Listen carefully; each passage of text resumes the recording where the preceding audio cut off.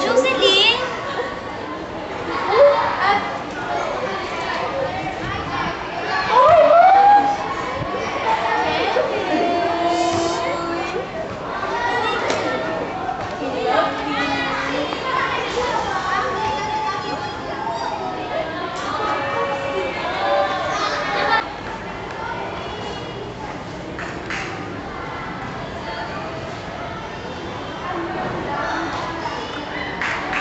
What if kaya ako manligaw sa'yo si Kenneth? Oo nga, no? Ilan gusto mo? Gusta. Teka, nakalimutan na. Oy, don't change the topic. Teka, yung mga libro ko nakalimutan ko. Babalik ako agad. Promise. Teka ha. Sige, nandito na kami. Ay!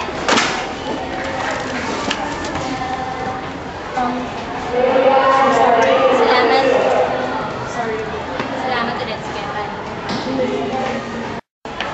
Oh! Miss! Ano ba? Tama na nga yan ang kakaya. Hindi ka na umusay. Sandali lang. Sorry ko sana ako sa'yo. Sorry? Sa ano? Na binastos ko si Jocelyn at tinawag kitang tomboy. Wala yun. Pero kailangan mo sorry kay Jocelyn. Jocelyn, sorry na pala. Apology accepted kung niligawan mo si Nicole. Jocelyn! Wala yun. Wala namang masama. Susubukin ko. Subukin ang ano? Nandito pala yung tomboy. Di ba sinabi ko sa'yo na lumiyo ka na kay Kenneth? Ano ka ba, Margie? Tama na nga yan? Ikaw ang lumiyo kay Kenneth at kay Nicole. Shut up! Usapan namin to at hindi naman kayo kasali. At ikaw, tomboy. Tama na nga yan, Margie. Ang ano? Yan siya, Nicole, at hindi siya tomboy. Huwag mong sabihin gusto mo siya. Don't be blind, boy. Eh, ano ngayon kung gusto ko siya? Bakit? Girlfriend ba kita? Kasalanan mo lahat ng ito, tomboy. Ano ka ba? Lumayo ka na sa akin. Lumayo ka na kay Nicole. Kenneth? Hindi ko pa rin ba gets?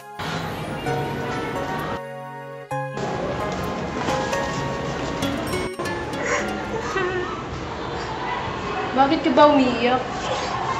Marami tayong experiences, no? Oo nga. Papasalamat ako at napasin natin ito ngayon. Tingnan mo naman, no? Professionals na tayo. I still wonder why you called me a tomboy. Ano ka ba? Teenage thing lang yun, no? Oh, nandito na ang mga bata. Salamat mga kaibigan.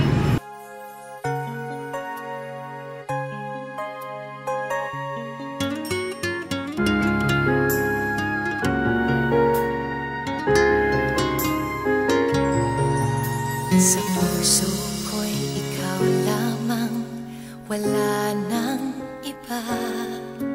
Kahit malayo ka'y parang kapiling ka. Sa bawat sandali, ika'y naaalala.